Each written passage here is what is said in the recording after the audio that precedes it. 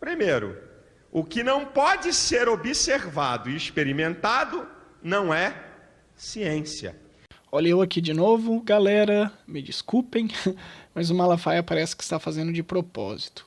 2 pontos bem rápidos que eu gostaria de mencionar. Primeiro, vocês se lembram que eu disse que o Malafaia era mais liso do que baga ensaboado. Aqui vocês irão começar a ver o porquê.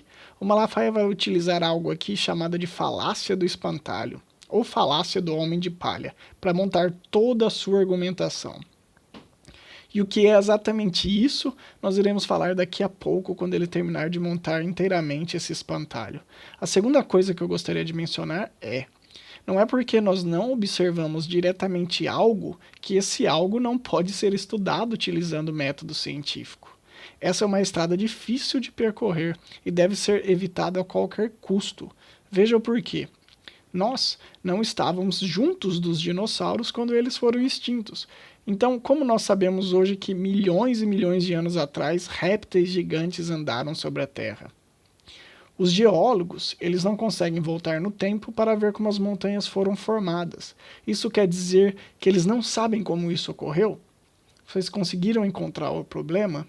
Esse problema reside em uma ideia muito incorreta que a ciência e o método científico só podem ser utilizados com um jaleco branco dentro de laboratórios com condições milimetricamente controladas. Meus amigos, isso não é verdade. Muitas investigações científicas não envolvem experimentos dentro de laboratórios ou observações diretas dos fenômenos a serem estudados. Os geólogos, quando estudam as formações das montanhas, aproveitando o exemplo que dei anteriormente, coletam evidências e dados presentes na natureza e, utilizando técnicas modernas, eles podem nos fornecer um cenário bem provável e bastante acurado de quando e como tal montanha foi criada. Os geólogos, eles são craques e experts em como as placas tectônicas influenciam essas formações, assim como a estrutura geológica dessas montanhas vão sendo depositadas. Junte o conhecimento científico acumulado e específico dessa área, com as informações e outros trabalhos publicados por cientistas presentes na literatura e uma correta metodologia científica e pronto, você tem a melhor explicação científica para essa determinada formação geológica. Por isso, mais uma vez, amigos, não achem que a única maneira correta de se fazer ciência é somente dentro de um laboratório usando o jaleco e observando diretamente o fenômeno que se quer explicar. Caso você acredite nisso, está na hora de vocês mudarem um pouco os seus conceitos, porque falar isso é desconsiderar grande parte das descobertas científicas e se fechar dentro de um iglu de ignorância. Como é que se chega à conclusão, segundo os evolucionistas, de que há bilhões e bilhões de anos houve uma explosão que criou tudo isso, se não tinha ninguém lá para ver? Pela revelação da imaginação dos cientistas. Portanto, revelação não é, como já falei, método científico. Portanto, a evolução também não pode ser considerada ciência. Pronto, aí está, meus amigos. Espantalho formado, com todos os membros, chapeuzinho e até com macacão de festa junina. Malafaia, isso que você está fazendo é terrivelmente feio, desonesto e não ajuda em nada a sua causa. Essas pessoas aí na plateia podem até acreditar em você, porém, você não pode criar um espantalho desse jeito e ainda desmerecer e distorcer o trabalho e dedicação de milhares de pessoas e ainda achar que vai ficar tudo bem. Feio, feio. Bom, vocês se lembram que o Malafaia disse que não existe maneira de analisarmos a hipótese criacionista, porque a revelação divina não pode ser considerada ciência. Bom, ele fez a mesma coisa agora com a teoria da evolução. Ele foi montando sistematicamente essa falácia e pronto, aqui está ela. O Malafaia ignorou totalmente o que a teoria da evolução e o processo evolutivo realmente são, seja por má fé ou ignorância mesmo. e ele criou essa versão distorcida, sem nexo nenhum de como ele interpreta esses fenômenos. Então, usando essa versão incorreta e fantasiosa, esse espantalho mal feito e cheio de distorções, ele chegou na incrível conclusão de que a teoria da evolução não pode ser considerado como ciência. Tirando a falácia e toda a interpretação errada do que é a teoria da evolução, vamos nos ater nessa última parte. Será mesmo que os cientistas não podem estudar como a evolução ocorre somente pelo fato de o processo evolutivo ser lento, gradual e englobar milhões de anos? A resposta é: claro que nós podemos estudar, testar e entender o processo evolutivo. Pensem que estudar evolução em grandes escalas de tempo é mais ou menos como investigar um assassinato cometido em um beco escuro e sem testemunhas.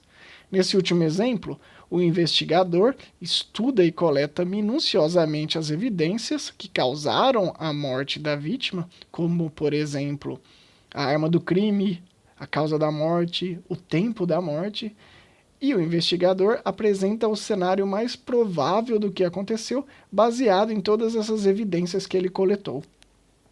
Com a evolução é a mesmíssima coisa. O biólogo extrai da natureza todas as evidências e, com isso em mãos, ele, utilizando determinadas técnicas, nos apresenta o cenário evolutivo mais provável para aquilo que ele está investigando.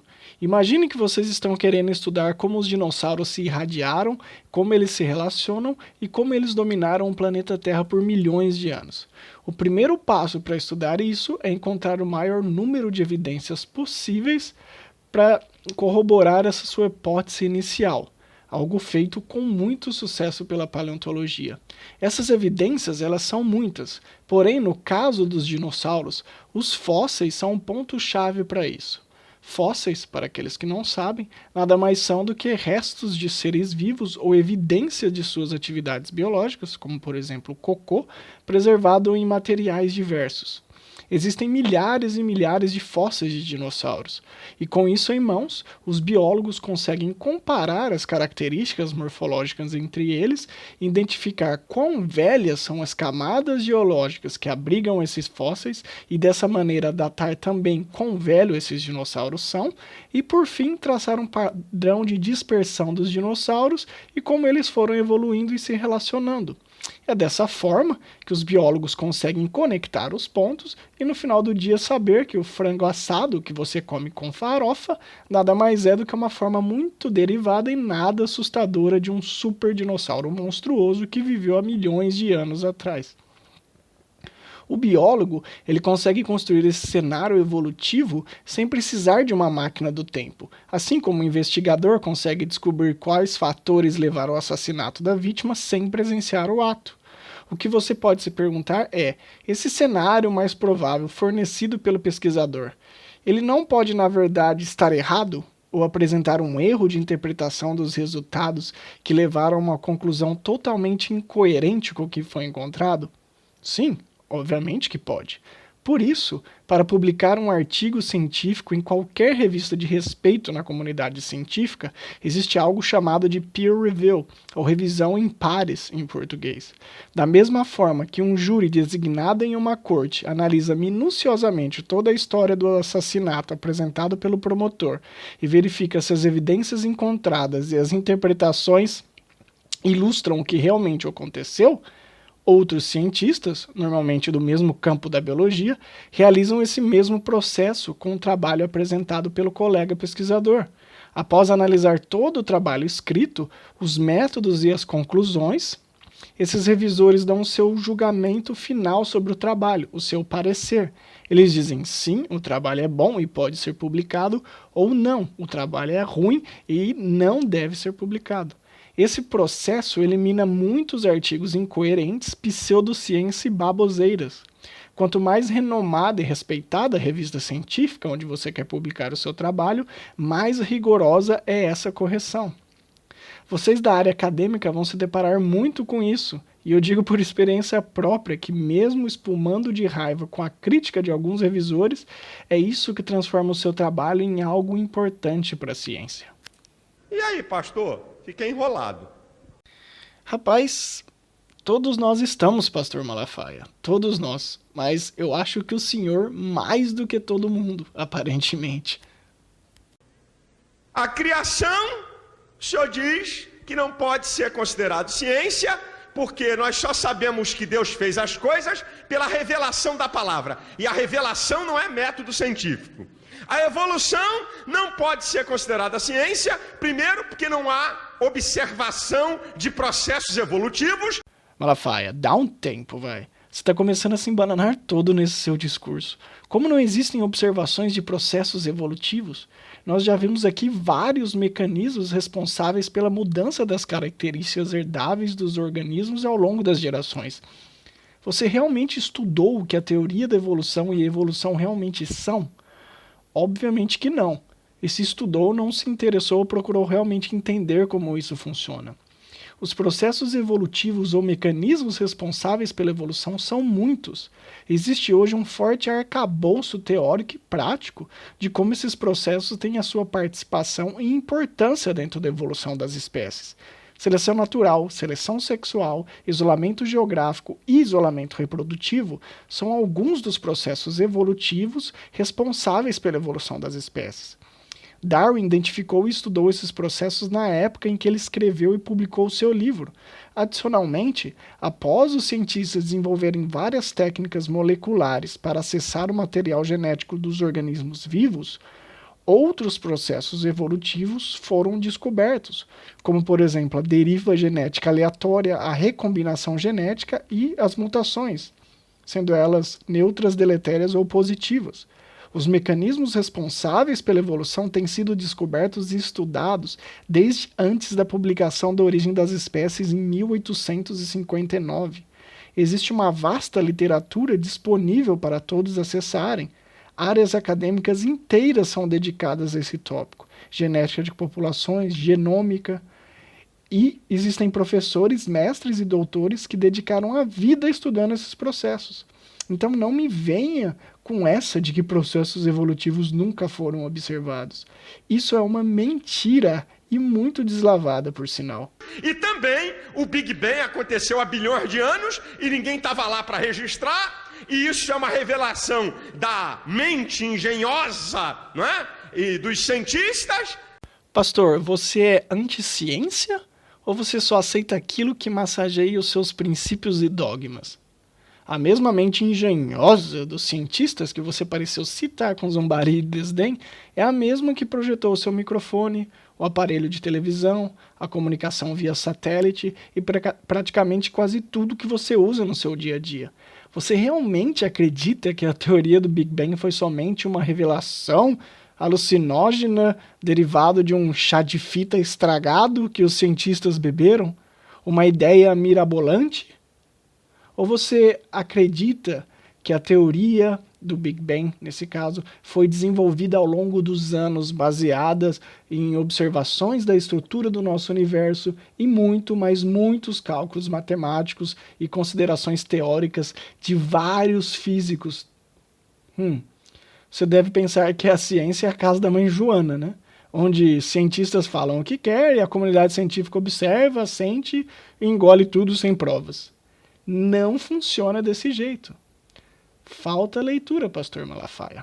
Afirmações sem nenhum embasamento são apenas afirmações.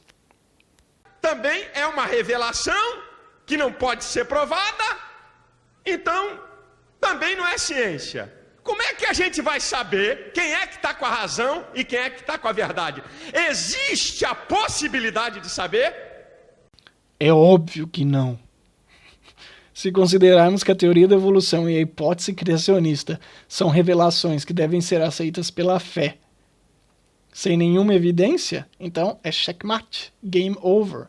Não existe nenhum método científico no mundo capaz de testar ambas as hipóteses e nos dizer se elas são válidas ou não. Mas, obviamente, pastor Malafaia, que o senhor vai dizer que... Sim. Como é que nós podemos saber se os criacionistas ou os evolucionistas estão com a verdade? Pi, pi, pi, pi. Falácia detector. Mais uma, pastor Malafaia. E essa é a falácia da falsa dicotomia. Considerando que a teoria da evolução e a hipótese criacionista estejam em jogo aqui, como você sabe que existem somente essas duas alternativas para explicar como as espécies surgem? Se a teoria da evolução não explica como as espécies se diversificam e surgem, isso quer dizer que o criacionismo, por exclusão, explica? Se o criacionismo não explica como as espécies se diversificam e surgem, isso quer dizer que a teoria da evolução, por exclusão, explica? A resposta é não para ambas as perguntas. Isso é muito fácil, logicamente, de entender. Quer ver? Eu conheço dezenas de biólogos que estão no meio acadêmico fazendo pesquisa de qualidade com alto impacto internacional. E muitos deles são religiosos. Alguns bastante, outros menos. Porém, eles aceitam a teoria da evolução como o meio que Deus criou para gerar toda a diversidade de organismos vivos presentes no mundo.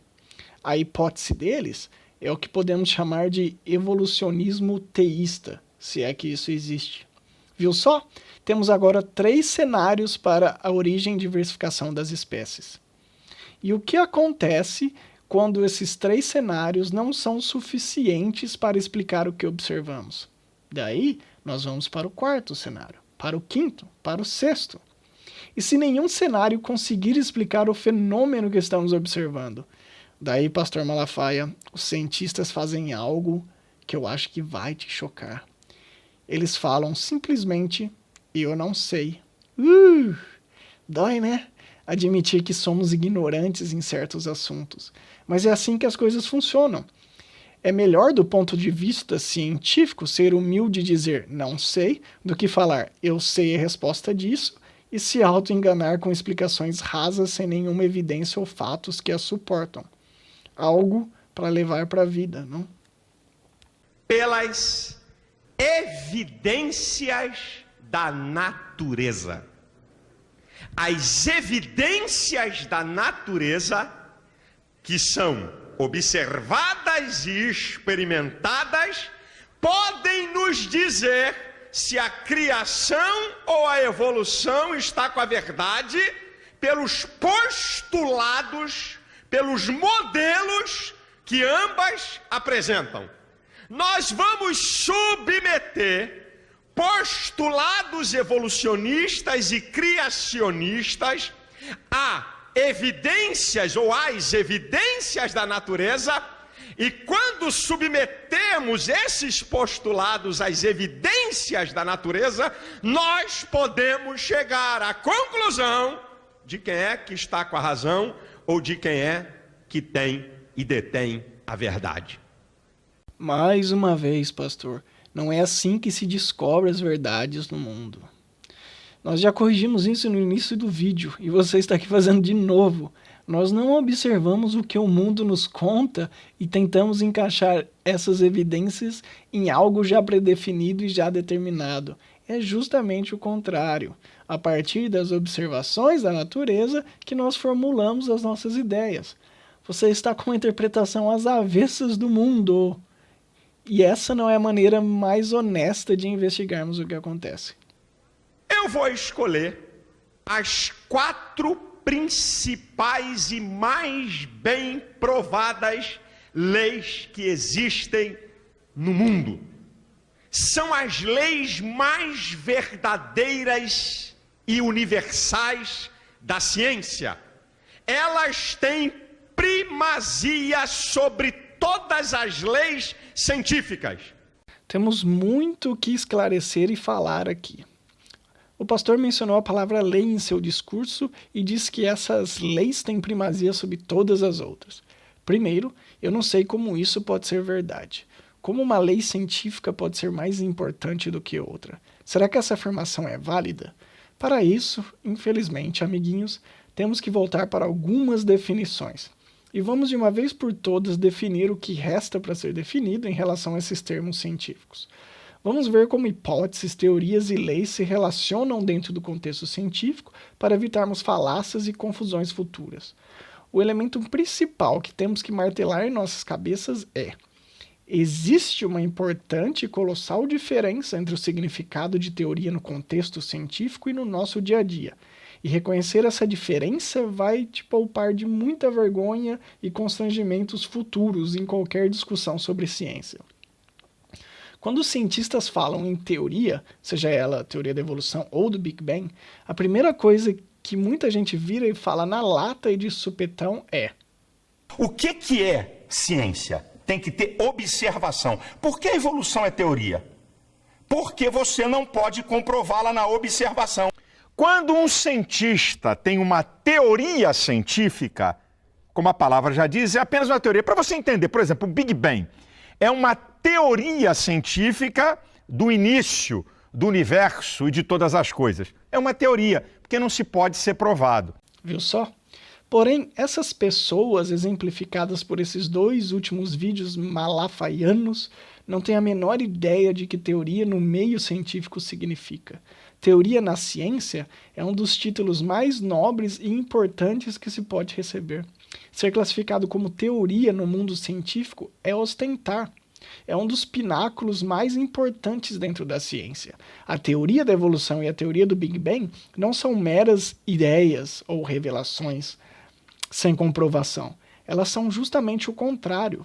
Ambas essas teorias, sendo elas compostas por uma ou várias hipóteses iniciais, são chamadas de teoria justamente porque sobreviveram a dezenas, centenas e milhares de testes, um atrás do outro. Essas teorias elas foram testadas e até o presente momento elas não foram refutadas. Elas formam um arcabouço sólido e explicativo para o fenômeno que estamos estudando, que vem sobrevivendo a testes e ataques ao longo dos anos.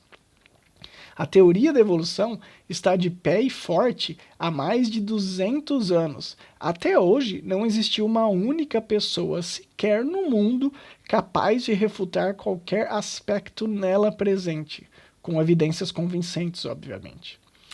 Querer desmerecer a teoria da evolução ou do Big Bang baseado no fato delas terem teoria no nome não é somente mostrar uma total ignorância da ciência, mas também muita ingenuidade. Mas, continuando, se uma hipótese é um palpite muito bem educado e direcionado de explicar um determinado fenômeno, e uma teoria é formada por uma ou mais hipóteses que sobreviveram a milhares de testes e nunca foram refutadas e representam a melhor explicação para um determinado fenômeno, que raios pode ser uma lei? Lei nada mais é do que uma descrição explícita e direta do que estamos analisando. Leis provam com A mais B que o fenômeno que elas descrevem é verdade, eles comportam com a realidade. Leis são aceitas como universais, por isso existem pouquíssimas leis e muitas teorias no mundo. Em sua maioria, essas leis elas são apoiadas em equações matemáticas concisas e extravagantes. Por exemplo, a lei da gravitação universal de Newton e a lei da relatividade geral de Einstein. Essas leis são verdade em qualquer ponto do universo e elas podem ser calculadas e provadas matematicamente. Importante colocar na cabeça é que leis não explicam o porquê do fenômeno existir ou o que o está causando. Isso é um trabalho da teoria científica. Então, o que é melhor, lei ou teoria?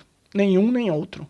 Não pense que uma teoria científica é menos do que uma lei científica e vice-versa.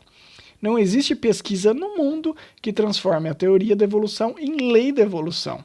Essas categorias não são dependentes da quantidade de conhecimento adquirido e por isso não existe essa progressão de teoria para lei. São duas categorias diferentes. Quer ver um exemplo didático? A famosa equação do Einstein, E igual a mc², que nos diz que a energia é igual à massa multiplicada pela velocidade da luz ao quadrado.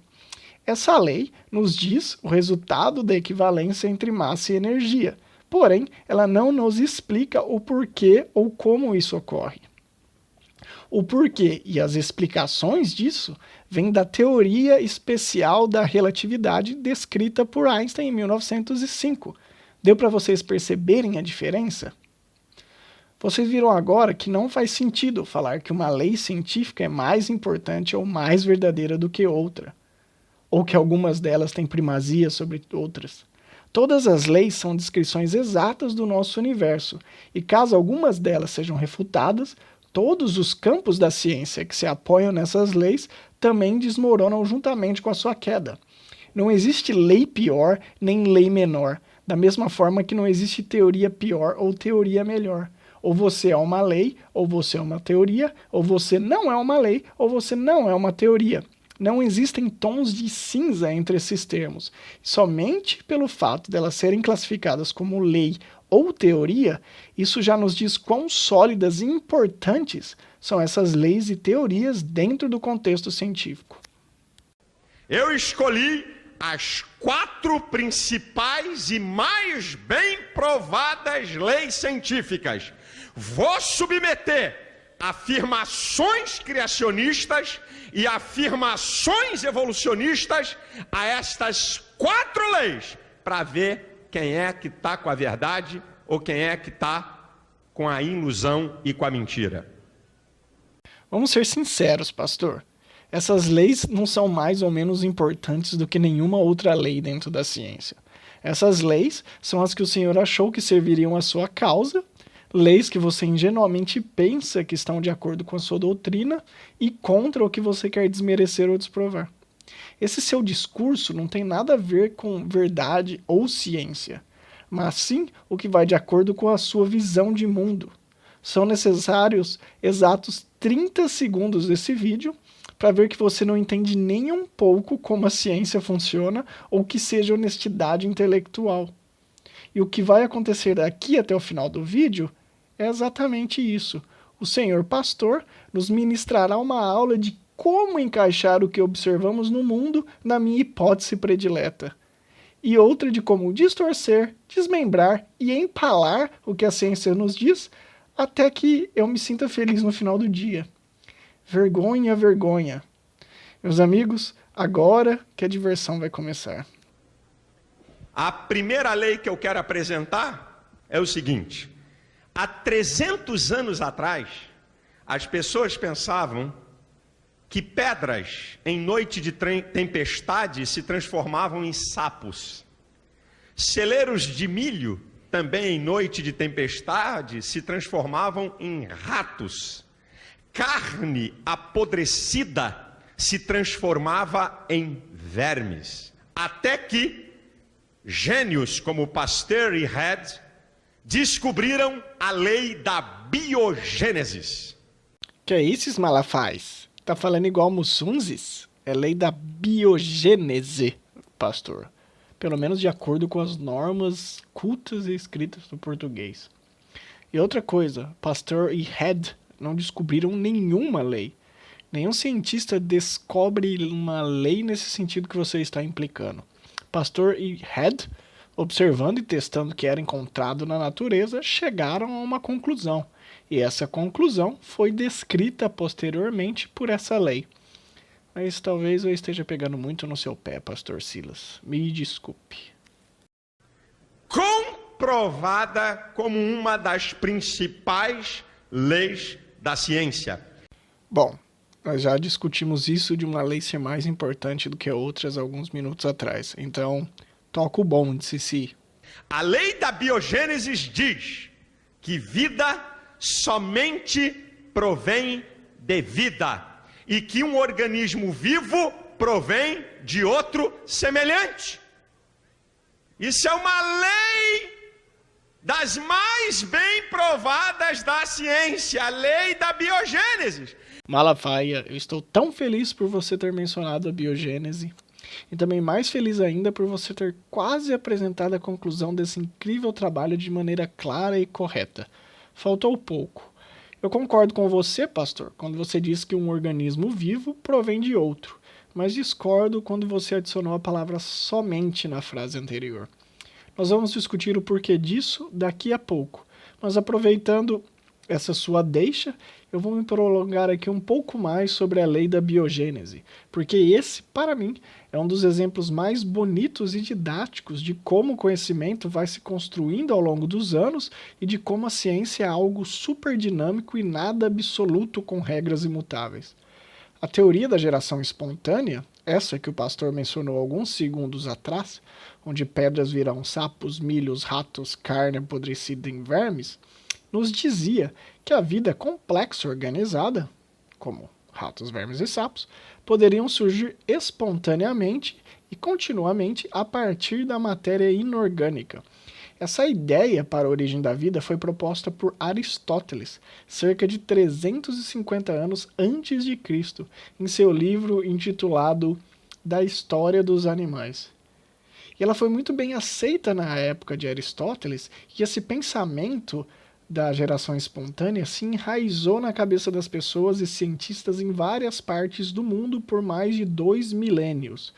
Isso mesmo, mais de 2.000 anos, até a segunda metade do século XVII. O engraçado é que existiam até receitas para a geração de organismos vivos.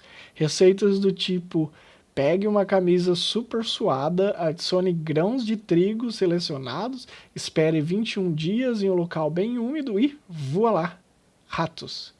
Loucura, né? Porém, entretanto, contudo, todavia, em 1668, o biólogo italiano Francisco Head deu o primeiro passo para que a teoria da geração espontânea fosse desacreditada. Francisco Head desenvolveu uma bateria de experimentos muito simples e elegante para demonstrar que os seres vivos complexos não surgem da matéria bruta, mas sim de outros seres vivos complexos.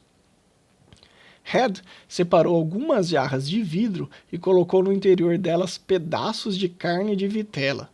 Algumas das jarras foram deixadas abertas e outras fechadas com uma rolha ou gaze. Head percebeu que nas jarras abertas, moscas entravam em contato direto com a carne e que depois de algum tempo, larvas começavam a surgir. Porém, nas jarras fechadas, nenhuma única larva foi encontrada nos pedaços de carne. Dessa forma, após analisar atentamente o seu experimento, Head concluiu que as larvas não surgiam espontaneamente coisa nenhuma das carnes em putrefação, mas que essas eram originadas de ovos depositados pelas moscas. Head publicou seu trabalho, mas apesar dos resultados esclarecedores, a comunidade científica não aceitou esse experimento como uma refutação total da teoria da geração espontânea. E um dos motivos foi a alegação de que as larvas não se originaram porque faltou o sopro divino para que houvesse vida. Como sopro divino, os cientistas queriam dizer ar. E mesmo que houvesse contato direto entre a carne e o ar, esse experimento apenas provou que larvas não eram originadas espontaneamente de carnes em decomposição. Papo vai, papo vem, até que quase 2 séculos depois, em 1864, um cientista chamado Louis Pasteur enterrou de uma vez por todas essa ideia de geração espontânea com seu clássico e inesquecível experimento. Pessoal, esse é o mesmo francês que fez o seu leite ser batizado de pasteurizado. Pasteur ferveu um caldo nutritivo dentro de um frasco de vidro com um gargalo que parecia como um pescoço de cisne. E esse frasco ele foi deixado em repouso por alguns dias. A ideia era que qualquer partícula que fosse encontrada no ar ficasse presa nas gotículas de água condensada nessas curvas do gargalo, prevenindo dessa maneira que partículas presentes no ar caíssem no caldo, mesmo com esse fluxo contínuo de ar. Após vários dias, Pasteur verificou que não houve nenhuma alteração na coloração do caldo que sugerisse o desenvolvimento de qualquer organismo. Mas para acabar com qualquer dúvida, Pasteur quebrou o gargalo localizado no frasco e deixou o ar entrar em contato direto com o caldo nutritivo durante alguns dias.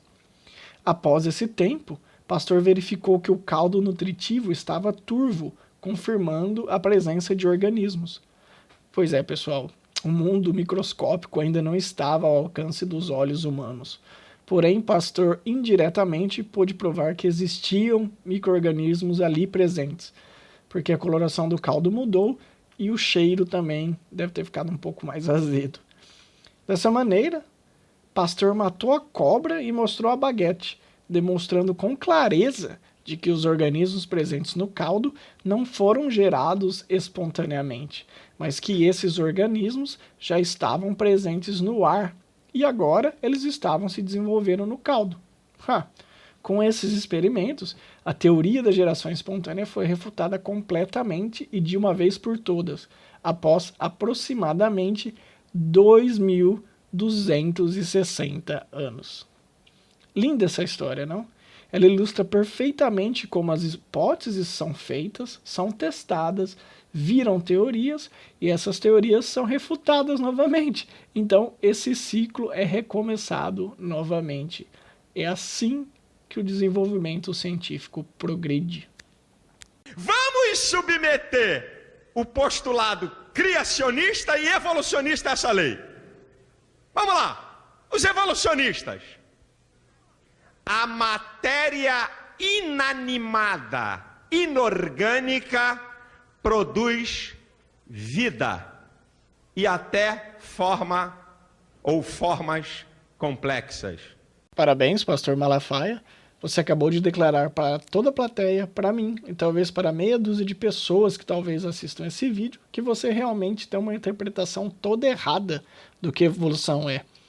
Para ser um pouco mais grosso e rude, você não tem nem ideia do que se trata a teoria da evolução. Algo que tem se mostrado corriqueiro nesse vídeo. Mas enfim, foi ótimo você ter levantado essa questão, porque é justamente aqui onde a maioria das pessoas se apoiam para dizer com a boca cheia de que a teoria da evolução é falsa e mentirosa. Para vocês que acham que a teoria da evolução explica como a vida surgiu no nosso planeta Terra, uma péssima notícia. A teoria da evolução em nada se aplica nessa discussão. A teoria da evolução explica como as espécies evoluem desde que exista, primeiramente na Terra, vida. E quando falamos de vida na Terra, precisamos pensar em algo muito simples, muito mais simples do que qualquer bactéria. Precisamos pensar em algo que consiga se autorreplicar e sofrer a ação da seleção natural. E a partir daí é a árvore acima. A teoria da evolução não nos diz nada sobre como a vida surgiu. Isso é irrelevante para que possamos estudar a evolução e os mecanismos que levam à diversificação das espécies. Não que essa não seja uma questão importante no mundo. Eu acho que todo mundo quer saber como a vida surgiu no planeta Terra. Porém, não se aplica na discussão sobre a teoria da evolução. Enquanto houver lei de biogênesis, não pode. O inorgânico não pode produzir o orgânico. A matéria inanimada não pode produzir vida. É a primeira bomba em cima deles.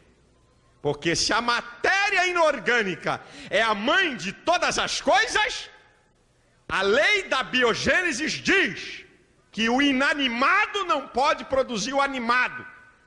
O que não tem vida não pode produzir o que tem vida. Só organismo vivo produz vida. Adivinha, pessoal? Outra falácia. E essa é a falácia lógica chamada de argumento da ignorância. Tá bem, hein, Silas?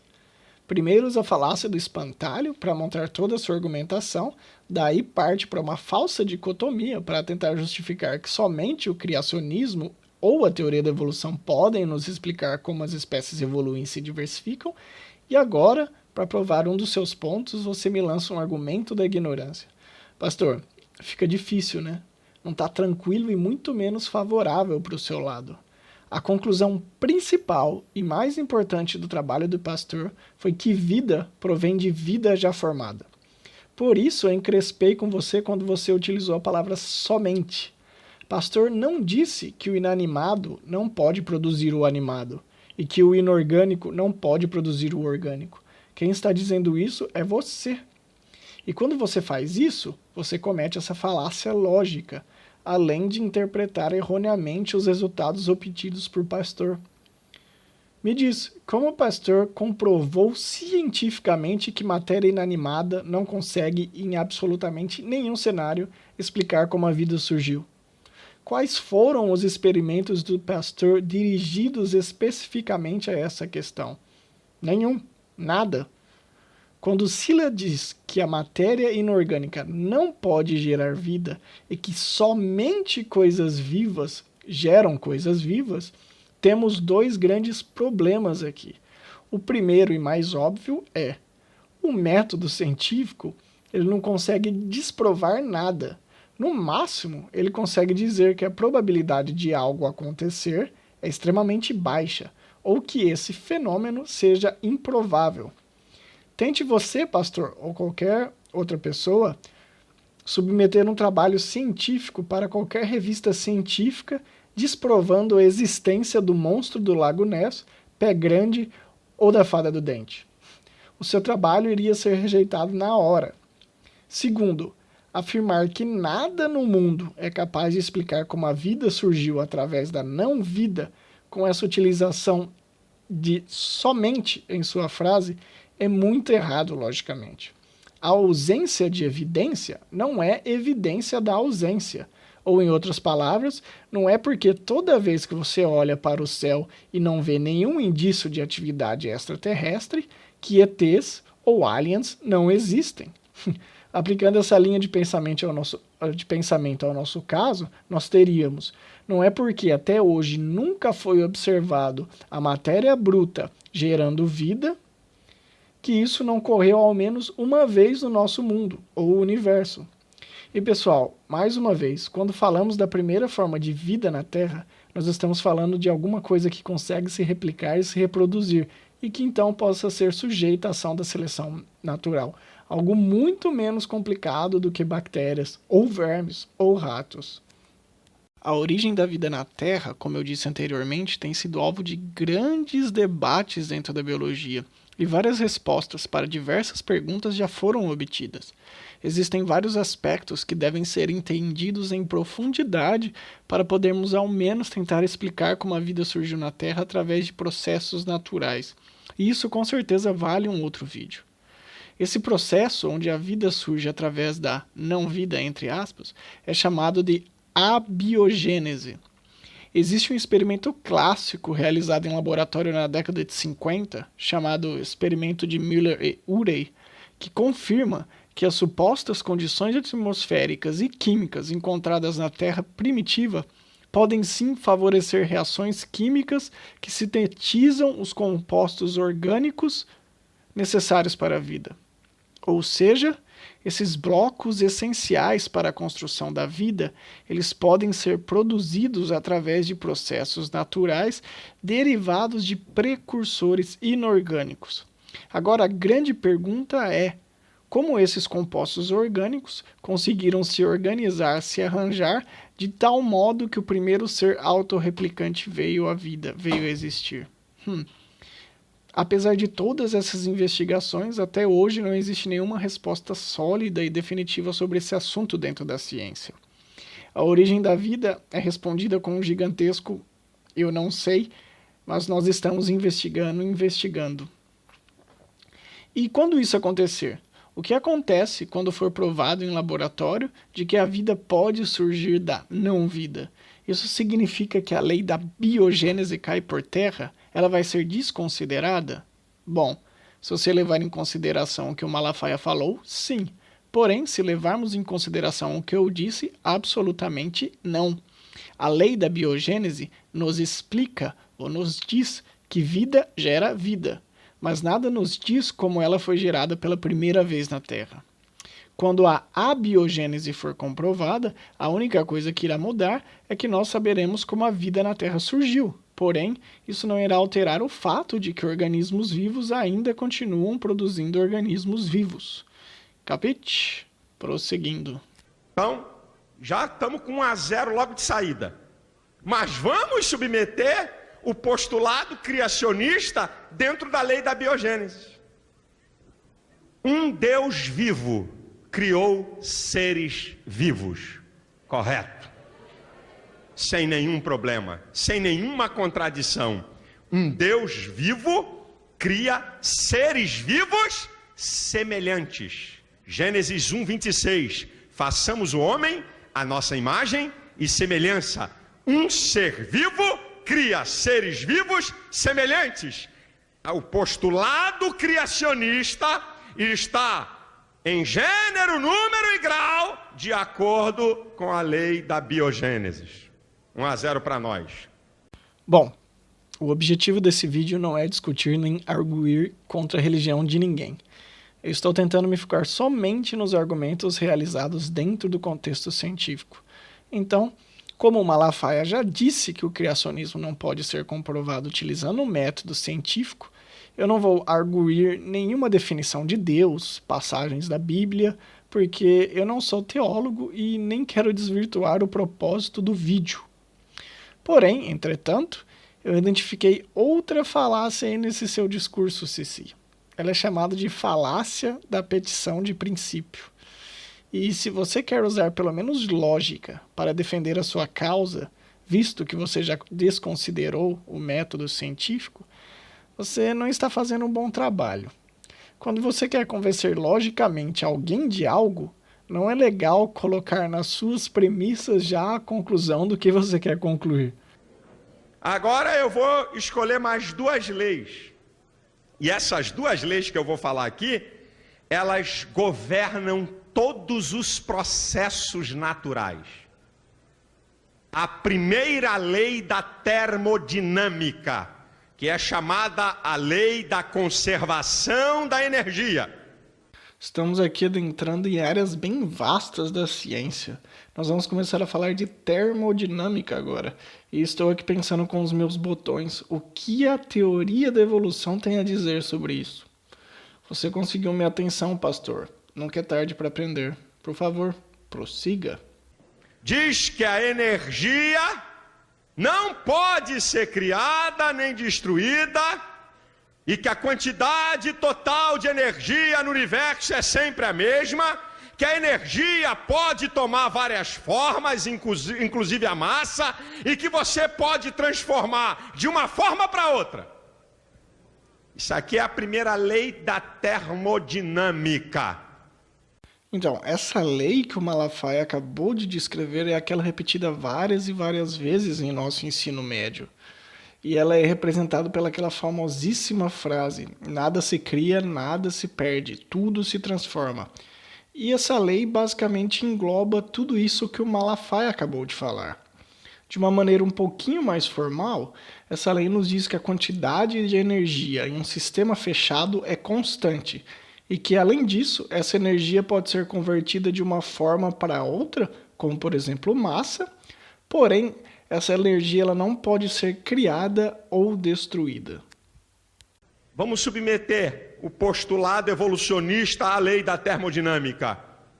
E eu me pergunto mais uma vez, o que a teoria da evolução tem a nos dizer sobre a primeira lei da termodinâmica? Porque, particularmente, eu não faço a menor ideia. Eu não sei não, Malafaia, mas eu estou sentindo o cheiro de mais um espantalho sendo criado aqui para te ajudar na sua argumentação. Diz que a energia ainda está em expansão, em evolução.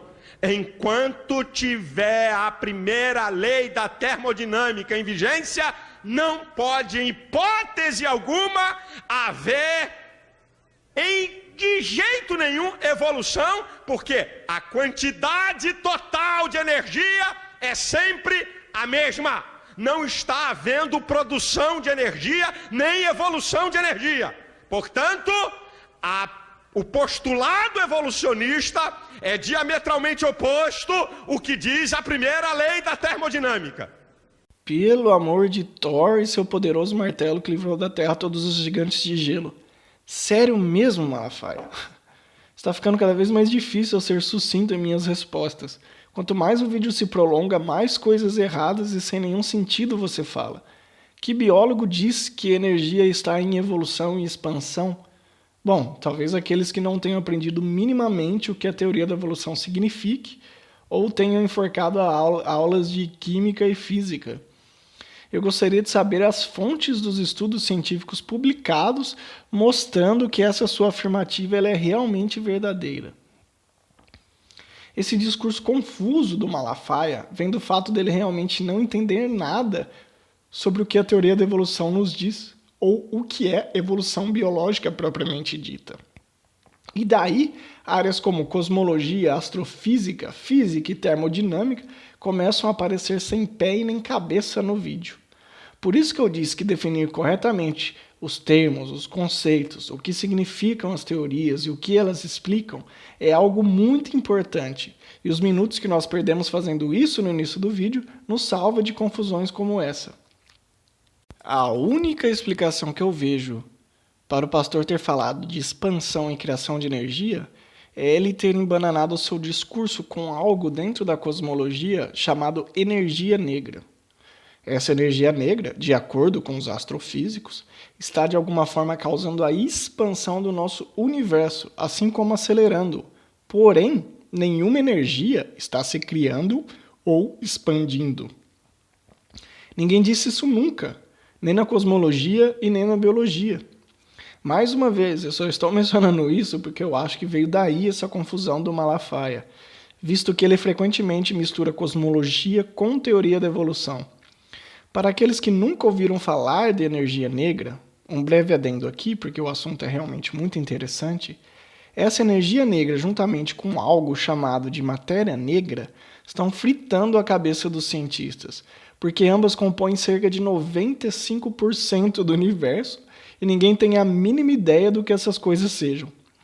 Imaginem vocês que mesmo após todos esses avanços tecnológicos e científicos no mundo, os cientistas chegaram à conclusão que eles conhecem apenas 5% do que está presente no universo. Ou, em outras palavras, que eles, e nós inclusos, somos 95% ignorantes ou estúpidos sobre o que está acontecendo no universo. O que vocês acham disso? Mas, enfim, voltando ao tópico, eu sempre disse que sou verborrágico. Mesmo que a teoria da evolução não diga absolutamente nada sobre a primeira lei da termodinâmica, estou te dando uma colher de chá aqui, pastor. Será que a evolução das espécies é incompatível com essa lei? E, portanto, a evolução das espécies é algo fisicamente impossível de acontecer? Claro que não. Quem disse que as espécies para evoluir precisam criar energia ou matéria continuamente no universo? Todos os seres vivos são formados por átomos, e esses átomos obedecem certas leis químicas que ditam como eles são organizados, como eles formam ligações e como essas ligações entre diferentes átomos dão origem a moléculas. A evolução das espécies e a vida como nós enxergamos hoje nada mais são do que o resultado de milhões de anos de átomos e moléculas interagindo e se transformando. Evolução, em uma percepção extremamente reducionista, é um processo onde a matéria e a energia estão sendo constantemente transformados em formas mais ou menos complexas. E essas formas, sofrendo a ação da seleção natural por milhões de anos, refletem em última instância essa imensa diversidade de espécies que enxergamos hoje em dia. Assumir que o processo evolutivo promove a geração de energia e matéria é tão absurdo quanto dizer que água, areia e metal, quando combinados para formar uma casa, também criam energia e matéria. Não tem nada dentro do processo evolutivo que contradiz a primeira lei da termodinâmica. A evolução é um processo extremamente lento e gradual, vocês se lembram? Pequenos passos todas as vezes. Agora vamos submeter o postulado criacionista dentro da primeira lei da termodinâmica. Deus fez todas as coisas completas e acabadas. Perfeito. A quantidade de energia é sempre a mesma. Deus fez todas as coisas completas e acabadas. Não há nenhuma discrepância entre a afirmação criacionista e a primeira lei da termodinâmica. Pastor, não é porque a energia não é criada que ela não pode ser transformada, gerando coisas legais e bonitas. Você mesmo definiu a primeira lei da termodinâmica ali atrás. Não é possível que você já tenha esquecido. Por exemplo, agora, dentro de suas milhões de mitocôndrias, pequenas organelas geradoras de energia, moléculas orgânicas estão sendo consumidas e, através de processos químicos complexos, sendo transformadas e armazenadas em formas de energia, o nosso famoso ATP, para uso posterior em qualquer demanda biológica que seja exigida pelo seu corpo. Onde está aí a criação de energia? E o que significa ser criado perfeito e acabado? A cada dia, dezenas de milhões de células são mortas ou suicidam. Pois é, pessoal, suicídio celular existe e tem o nome de apoptose. Essas células morrem e são substituídas por outras. Tudo isso consome muita energia. Essa energia que foi obtida através da respiração celular que transformou açúcares em ATP. Nós temos dentro de nós todo o maquinário molecular necessário para fazer isso. E nada, absolutamente nada disso, opera contra a primeira lei da termodinâmica. Eu disse que não iria me adentrar em discussões sobre religião, mas só uma reflexão aqui, pastor Malafaia. Eu acredito que críticas construtivas e argumentação realmente ajudam a ciência a avançar. Porém, uma pergunta que eu tenho para o senhor é: você aplica esses mesmos critérios ao que você defende? Um dos principais motivos de sua argumentação contra a teoria da evolução é que a matéria e energia são criadas durante o processo evolutivo, o que vimos ser falso.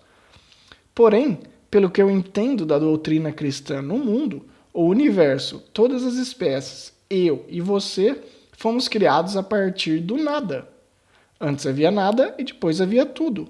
Logo, o seu próprio argumento utilizado para refutar a teoria da evolução refuta também a possibilidade de alguma entidade ter criado do nada tudo o que nós observamos hoje. Como isso funciona? Eu juro que gostaria de saber e prometo que eu não tocarei mais nesse assunto. Estou aqui pela ciência e só pela ciência argumentarei. Enfim, vamos para outra lei, pastor. A terceira, que é a segunda lei da termodinâmica, ela diz o seguinte: o universo caminha de níveis organizados para níveis cada vez mais desorganizados. Toda a desordem que pode haver em um sistema altamente complexo tende a fazer com que esse sistema caminhe de maneira decrescente. Toda a natureza está em descendência. Esse argumento eu já havia ouvido. Ele é um dos preferidos dos criacionistas. Porém, como todos os outros argumentos, ele é totalmente errado, devido a algumas interpretações erradas da lei. Como a física não é bem a minha área, eu fui pesquisar para não falar besteira. E, para minha surpresa, a definição original da segunda lei da termodinâmica nada nos diz sobre desordem, ou entropia, para aqueles que já estão familiarizados com o termo. A segunda lei, definida originalmente, nos dizia que nenhum processo é possível em que o único resultado seja a transferência de energia proveniente de um corpo mais frio para um corpo mais quente. Porém, essa mesma lei ela foi parafraseada de um outro jeito, não só pelo Malafaia, mas por um grande punhado de pessoas e cientistas, como a desorganização, ou entropia, sempre aumenta ou continua a mesma ao longo do tempo. Essa definição estaria perfeitamente ok se o Malafaia não tivesse esquecido de mencionar que a segunda lei da termodinâmica só é válida para sistemas fechados. Pode parecer besteira, mas isso é de uma extrema importância. Então vamos pegar essa definição parcialmente correta do Malafaia e dar uma melhorada para deixá-la de acordo com o que ela realmente nos diz. A desorganização, ou entropia, em um sistema fechado, nunca pode diminuir. Excelente. Onde um sistema fechado é um sistema onde não há nenhuma troca de energia ou matéria. Nenhuma energia ou matéria sai e nenhuma energia ou matéria entra.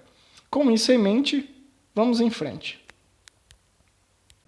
O que é que os evolucionistas dizem? Que o universo caminha de níveis desorganizados para níveis cada vez mais organizados. É totalmente contrário à segunda lei da termodinâmica. A lei diz que o universo caminha de níveis organizados para níveis desorganizados. É descendente, não ascendente. A evolução diz ao contrário, que o universo caminha de níveis desorganizados para mais organizados. Enquanto houver a segunda lei da termodinâmica, não pode haver evolução. Mais uma vez, nenhum evolucionista diz isso. mas eu acho que vocês já pegaram o espírito do discurso do Malafaia. Porque isso vem se repetindo e repetindo o vídeo todo. Temos espantalhos aqui suficiente para cobrir um milharal do tamanho de Tocantins já. Será mesmo que a evolução biológica viola a segunda lei da termodinâmica? Bom, mais uma vez, claro que não. Como eu disse para vocês anteriormente, a segunda lei da termodinâmica se aplica em sistemas fechados ou isolados. Se considerarmos o universo como um sistema fechado, e eu não tenho conhecimento suficiente para me aprofundar nessa discussão, então, de acordo com a segunda lei da termodinâmica, a desordem dentro do universo ou se mantém ou aumenta, até chegar a um ponto onde o universo inteiro morrerá. Os físicos chamam isso de morte térmica do universo. Assim, o Malafaia está correto em sua afirmação de que o universo um dia estará tão frio, que eventualmente ele não mais suportará a vida. Eu concordo com ele. Porém, e aqui temos um grande porém, como eu disse anteriormente, isso só funciona para sistemas fechados. E será que a Terra é um sistema fechado? Será que nós, seres vivos, somos um sistema fechado, bloqueados para evoluir por limitações físicas? A resposta é não para ambas as perguntas. Tente andar no sol do meio-dia em alguma praia do Rio sem protetor solar, comendo uma tapioca recheada de banana e leite condensado. Você vai praticamente desintegrar em uma geleia flácida e vermelha cor de camarão frito.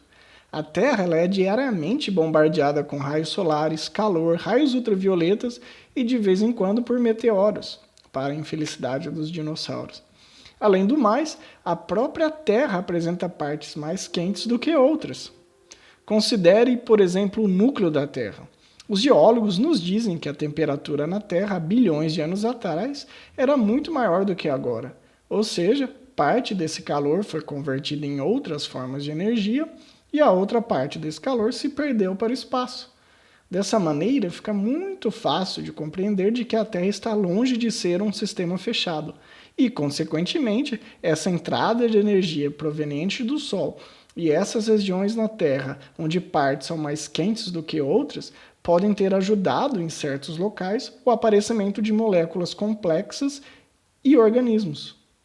Não é à toa que uma das hipóteses sobre a origem da vida se passa em fontes hidrotermais submarinas recheadas de compostos inorgânicos essenciais para a formação dos componentes básicos da vida, como membrana das células, ATP e moléculas orgânicas. Energia, matéria e as condições perfeitas são os pilares para a origem da vida. E quanto a nós? Quando nós aplicamos esse mesmo conceito para organismos, daí que tudo vai para o ralo mesmo. Como medimos a quantidade de desordem em um pavão ou na rã halterofilista da Costa Rica? Isso não tem muito significado e aplicação. Ainda mais porque a vida não é um sistema como um todo, mas um aglomerado de subsistemas que trabalham conjuntamente, órgãos e tecidos. Como exemplo, vamos voltar aos primórdios da Terra. Uma grande inovação evolutiva foi o desenvolvimento do organismo multicelular, ou seja, organismos que apresentam mais de uma célula. O passo do unicelular para o multicelular nada mais deve ter sido do que uma mutação que concedeu a uma célula a capacidade de se grudar em outra. E a partir desse conjunto distinto de células, todas conectadas umas às outras, algumas puderam se especializar em funções diferentes do que a função original. E após milhares de anos de evolução e seleção natural, os órgãos e tecidos foram se criando e se especializando. Esses pequenos incrementos e transformações durante todo o processo evolutivo definitivamente não violam nenhuma lei da termodinâmica, seja ela a primeira ou a segunda. Desculpa, pastor Malafaia, mas mais uma vez você está errado ao que se refere à evolução. E o que tem a ver a segunda lei da termodinâmica com o postulado criacionista? Deus fez todas as coisas completas, acabadas e perfeitas. Quando o pecado entrou no mundo, desarrumou o sistema. Perfeito. Perfeitíssimo. Por isso que o universo caminha de níveis organizados para mais desorganizados, porque Deus fez tudo completo e perfeito. Quando o pecado entrou no mundo, desorganizou o sistema. Está perfeitamente de acordo com os criacionistas, a segunda lei da termodinâmica. Então tá, né? Vocês, amigos, tirem as suas conclusões. O fato da entropia em um sistema fechado nunca poder diminuir é por causa do pecado. Essa é uma afirmação muito corajosa, pastor Malafaia. Boa sorte em tentar defendê-la. E a quarta lei, e essa lei, ela é aceita em todos os campos da ciência. É a lei da causa e do efeito. Malafaia, o problema aqui nunca foi como a comunidade científica se relaciona com essas leis, mas sim a maneira que você está as interpretando e montando toda essa argumentação distorcida. Acredito que agora você vai pular para a mecânica clássica e estripar de alguma forma a segunda lei de Newton, ou o princípio fundamental da dinâmica. E com joguinhos de palavras e interpretações nada convencionais, você vai conseguir adequá-la à sua hipótese criacionista. Bom, vamos lá. Sabe o que diz essa lei? Que nenhum efeito é quantitativamente maior e qualitativamente superior à causa. O efeito não pode ser maior do que a causa. Nenhum efeito pode ser maior do que a causa. Essa é uma lei aceita em todos os campos da ciência. O efeito sempre tem que ser menor do que a causa. Bem mais ou menos, né, Malafaia? Além de você repetir que o efeito não pode ser maior do que a causa, você não disse absolutamente nada sobre um princípio da causa e efeito. A segunda lei de Newton ela é representada pela famosa fórmula força igual a massa vezes aceleração. E ela nos diz somente que a força resultante que atua sobre um corpo é o resultado da multiplicação da massa desse corpo por sua aceleração, onde podemos interpretar que essa força é a causa e essa variação no estado do movimento do corpo é o efeito. Na teoria, isso significa que se a força aplicada em um corpo não for nula, então esse corpo sofrerá a ação de uma aceleração inversamente proporcional à sua massa. Simplesmente isso. E na prática, o que isso significa? Significa que se eu empurrar um rato e uma baleia cachalote com a mesma força, o rato vai ter uma aceleração maior do que a baleia, devido à sua massa ser muito menor. Agora, o que isso tem a ver com a teoria da evolução, ou a evolução, e mesmo o criacionismo, eu não tenho nem ideia. Porém, eu desconfio que você, Malafaia, vai fazer algo aqui mais relacionado com a semântica dessas palavras causa e efeito do que a implicação real dessa lei física no estudo da natureza. Vamos ver o que a evolução diz. Matéria inanimada, causa. Vidas mais complexas, como eu e você, efeito. Não pode. Matéria inanimada, menos complexas do que a vida que eu e você, que nós temos, do ser humano. Impossível. O efeito não pode ser maior do que a causa. O postulado evolucionista bate de frente com a lei da causa e efeito. O efeito não pode ser melhor e superior à causa. O que bate de frente com a teoria da evolução e a evolução das espécies é a sua total ignorância sobre o que essas coisas são, pastor. Como eu já disse anteriormente, a teoria da evolução não explica como a vida surgiu na Terra. A teoria da evolução somente explica como as espécies evoluem, desde que exista primeiramente vida. O exemplo principal que você nos forneceu para desacreditar a teoria da evolução envolve algo que não é nem mencionado e nem discutido pela própria teoria. Seria o mesmo que querer desacreditar a lei da gravitação de Newton, porque ela não descreve como a gravidade surgiu. Porém, o que mais me deixa surpreso é o Malafaia utilizar esses termos como causa e efeito de uma maneira totalmente filosófica e metafísica. A segunda lei de Newton, ou o princípio da causa e efeito, assim como todas as outras leis científicas, descreve fenômenos naturais encontrados em nosso mundo ou em nosso universo. Como aplicamos a segunda lei de Newton utilizando matéria inorgânica se transformando em seres vivos? Nós não fazemos isso, é incoerente. Para investigar a origem da vida, seria muito mais proveitoso considerar os elementos geofísicos, químicos e biológicos em um só e, a partir daí, desenvolver uma hipótese.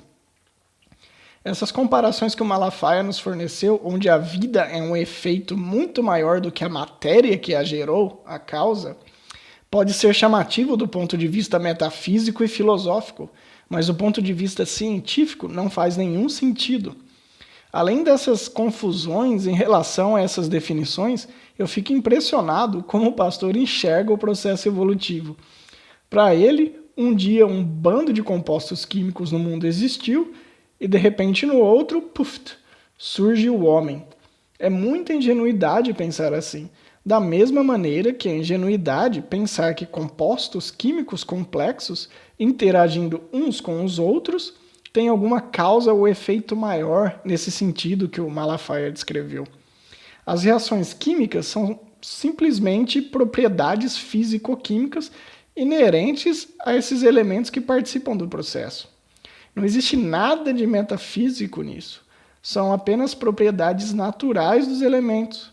Para concluir, essa lei de causa e efeito que o Malafaia está defendendo não se trata de uma lei científica ou uma lei que descreve a natureza que podemos verificar empiricamente. Mas essa maneira que o Malafaia está descrevendo a lei é mais um princípio metafísico que tenta explicar a sequência desses eventos que observamos. Logo, eu não vejo como a segunda lei de Newton, em sua interpretação clássica, refuta de qualquer maneira a teoria da evolução. Realmente, mais uma bola fora do Malafaia. Agora vamos submeter ao postulado criacionista. Deus, grande, tremendo, onipotente, onisciente, eterno, cria o homem, um ser com suas limitações. Deus causa maior do que o homem, efeito. Está perfeito. Está perfeito. Deus a causa maior do que o homem, efeito. O postulado criacionista está de acordo com a quarta lei que eu acabo de dizer, a lei da causa e efeito. É de goleada, meu irmão. Não deram para fazer nenhum golzinho. Pois é. Em um jogo onde o pastor Malafaia define as regras, o modo de jogar e tem o poder absoluto como um juiz autoritário, fica mesmo muito difícil marcar qualquer gol. Mas, voltando à segunda lei de Newton, vocês viram como a aplicação da lei de Newton em nada se relaciona a esses exemplos dados pelo Malafaia? A questão discutida aqui é qualquer outra coisa, menos científica. Ele está enveredando para um ramo dentro da teologia, usado para provar a existência de Deus, chamado de argumento cosmológico. Eu me interesso muito por esses assuntos filosóficos, mas, como eu disse anteriormente, o foco desses vídeos é outro.